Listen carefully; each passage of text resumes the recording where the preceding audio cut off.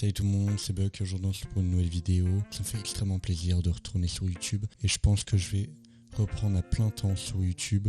Je vais faire une vidéo toutes les semaines, un truc comme ça. Et je me disais qu'en ce moment, je regardais beaucoup de films et de séries et je me suis dit pourquoi pas vous en parler. Et en fait, je conseille souvent des trucs à mes potes, des séries et des films et du coup je me suis dit pourquoi pas vous en faire part aussi et vous faire part de mes avis sur ces séries et ces films et je pense que c'est juste parti en fait, juste jingles.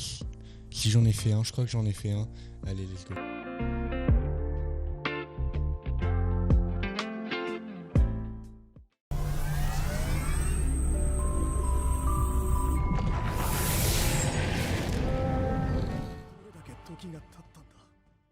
Bon, pour la première série, c'est pas vraiment une série, c'est un animé, mais c'est pas si grave que ça, voilà.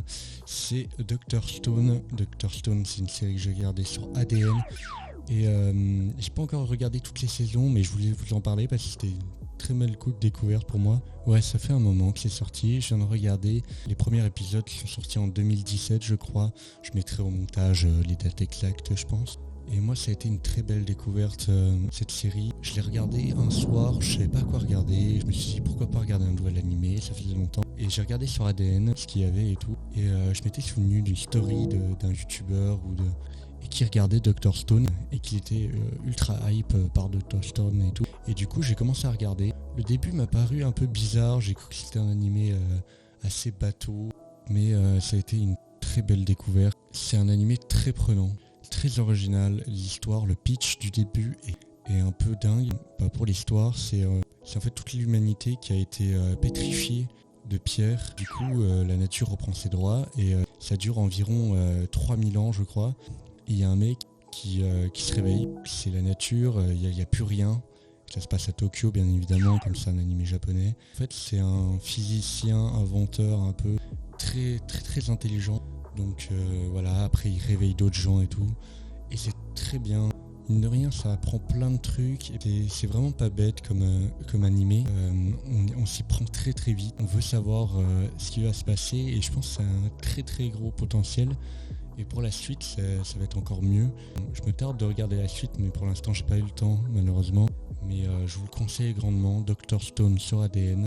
Et on passe au deuxième film ou série.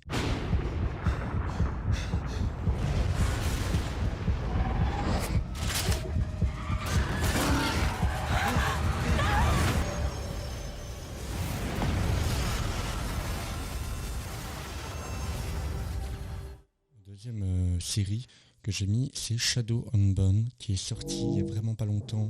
Alors où je vous parle, c'est sorti il y a 2 semaines, je crois. Et ça a été aussi une grande surprise. Moi j'ai beaucoup aimé un univers assez fantasy, avec des créatures et tout, c'est vraiment bien. Et du coup, elle parle en fait c'est un mur de fumée qui est érigé au milieu de nulle part. Et en fait, tu peux pas le passer ce mur de fumée. Donc ils ont trouvé plein de techniques avec genre des bateaux sur roue, ça n'a aucun sens. Et en fait tu suis plusieurs points de vue. Ouais, tu suis une équipe de bandits, tu suis je sais plus comment ils appellent ça dans la série, la déesse de la lumière, je sais plus quoi, qui a pour but que de détruire ce nuage de fumée en fait.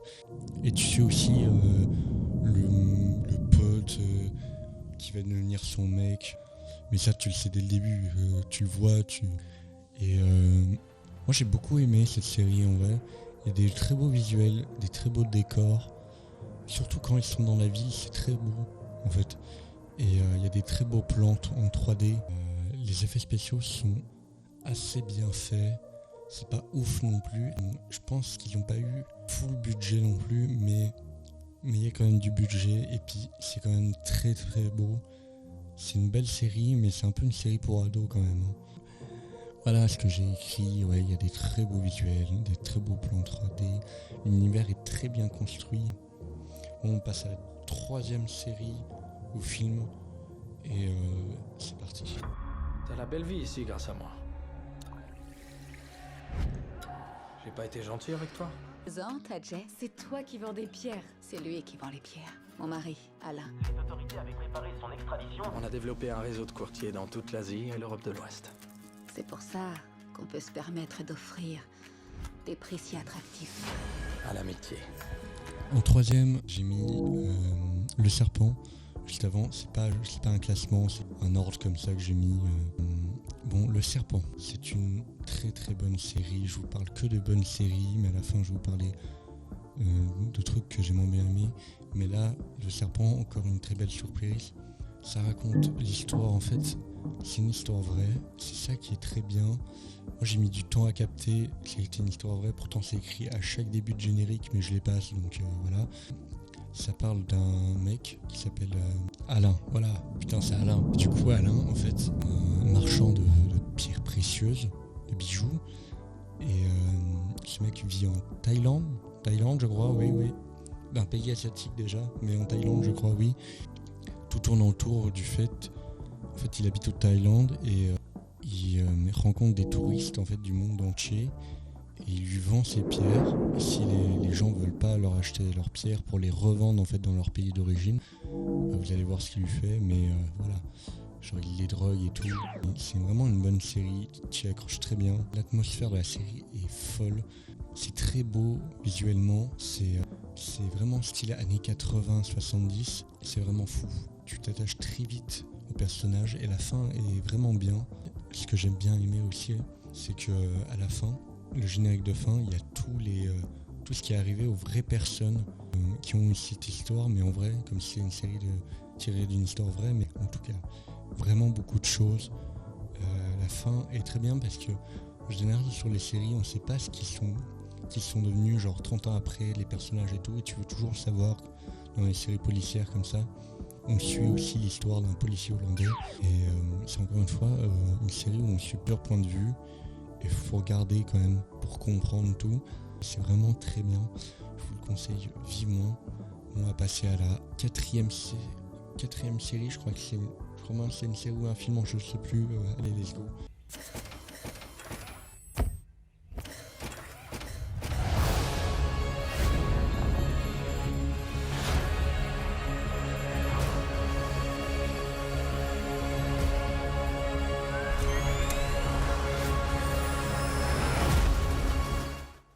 On va passer à du lourd. Love Date. Attendez, je regarde. Je ne dis pas comme ça. Voilà, Love Date on Robot. C'est la saison 2 qui est sortie il n'y a pas longtemps. Et c'est une série vraiment originale. En fait, c'est une série, c'est pas une série comme toutes les autres. C'est plein de petits courts-métrages d'environ 10 minutes qui parlent généralement c'est de la science-fiction généralement. Ça parle de plein de trucs et la saison 2 est encore mieux que la première. La première comportait je crois 16 ou 17 ou 18 même épisodes de 10 minutes, même moins des fois. Et là il n'y en a malheureusement que 8. Mais dans les 8, il n'y a que des masterclass en fait. Il y en a très peu que j'ai peu aimé. En fait, cette série, pour la regarder, je pense qu'il faut... Tu te poses devant et il faut rien savoir sur les épisodes, tu lis rien. Et c'est la meilleure façon de le regarder, je pense. Mais là, il n'y a que des masterclass. Il y a des très beaux visuels, très beaux courts-métrages en 3D. Et des fois, je me suis dit, c'est un film ou c'est de la 3D. Évidemment, c'est de la 3D. Je crois qu'il n'y a que de la 3D, si je dis pas de bêtises. Mais oui, je crois qu'il n'y a que de la 3D ou que de l'animation.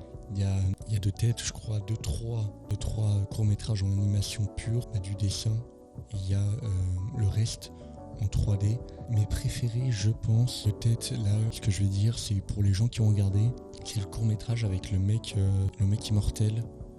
Je sais plus comment il s'appelle. Le mec immortel dans le désert et tout. C'est vraiment incroyable. L'idée, en fait, c'est un mec immortel. Et il est recherché par tout le monde.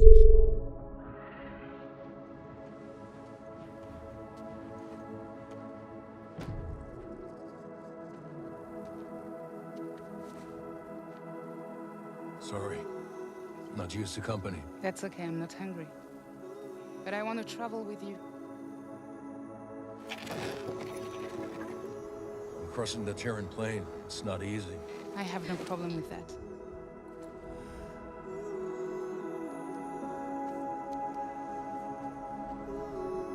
There's something unique about the gonadotropin releasing hormone your body produces.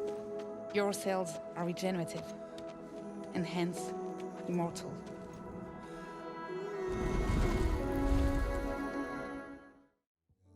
chaque épisode, il y a même des leçons à retenir. Ça parle de vrais sujets. Et aussi le deuxième court-métrage que j'ai préféré, c'est celui dans le monde cyberpunk un peu.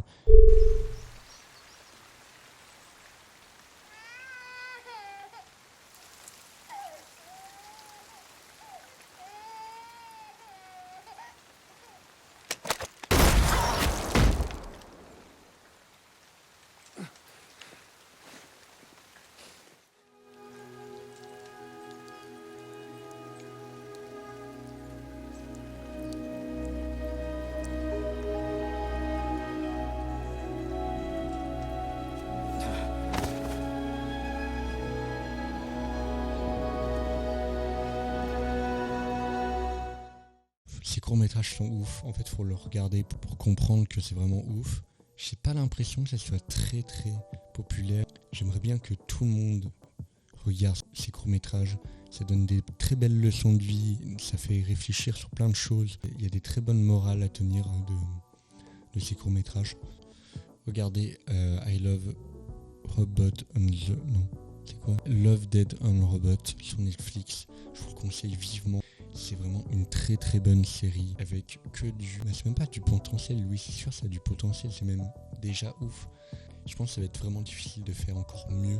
Ce qu'on peut espérer de mieux, c'est d'avoir une deuxième partie à la saison. Je crois que j'en ai fini. Si vous voulez soutenir mon travail, likez, abonnez-vous. Et puis voilà. C'est vrai que j'ai pas fait beaucoup d'humour dans cette vidéo, mais je voulais juste vous faire passer. Je voulais juste vous donner envie de regarder des séries et des films. Et je vous dis à la semaine prochaine. Je vais essayer d'en tourner une chaque semaine de vidéos. Pas chaque semaine sur ce type-là. Mais voilà.